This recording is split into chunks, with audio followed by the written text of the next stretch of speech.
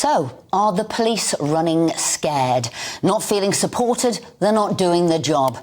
The tragic 7th of October attacks in Israel have had direct consequences for the streets of Britain over the last few weeks. We've seen increasing displays of extremism, with the police seemingly increasingly reluctant to use the powers that they have to tackle these problems. First of all, before the IDF even responded to the Hamas attacks, we saw riots outside the Israeli embassy in London. Flares and smoke grenades were set off. People wore balaclavas. It was sheer thuggery. And as a result, parts of the embassy had to be boarded up.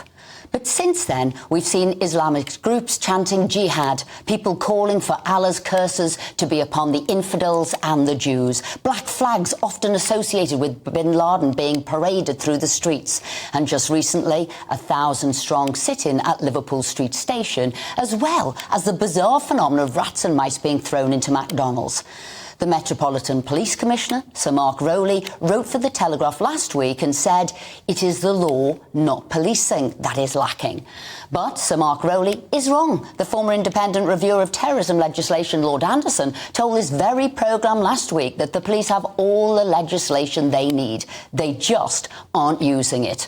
We have the Public Order Act, 2023, Section 4, Section 5, Section 18. There's the Police Crime, Sentencing and Courts Act and the Terrorism Act. The legislation is there.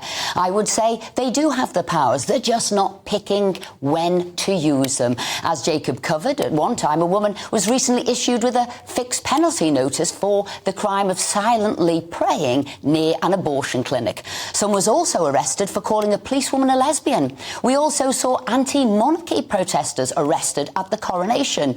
Is the real reason they're not using powers at protests is because they feel intimidated by 100,000 protesters on the street?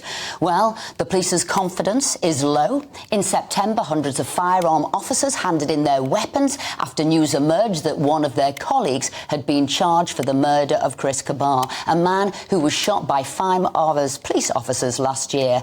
However, that case ends, it's clear that police feel the system doesn't trust their instincts. If they make arrests or take action in the moment, they are concerned politicians, the judicial system and the wider public won't back them, which is why we need to back them. As I said to Bev and Andrew this morning, it is not for the police to concern themselves with the fact that some lefty lawyers might refute their actions and go to court. That's what lawyers do. Police need to police, not be coward. They need to hold their ground, knowing their bosses have their back. We might need a number of trials for the line to be drawn and for police to take a stance. The police getting bolder will make people think twice about their actions. Prosecutors, take your cases if you must, but police, do your job and make our streets safer. But perhaps more importantly, we need more bobbies on the beat, more peelers on patrol. We are told that we have more police now than we've ever had before. But the question is, what are they all doing? Well, back in the summer, the House of Commons research revealed fewer than 1 in 8 police officers were assigned to neighbourhood policing teams. This simply isn't good enough. We need police out on the ground when there are thousands of protesters out on the street. We must create the right environment for our police so they know when it comes down to it, we have their backs.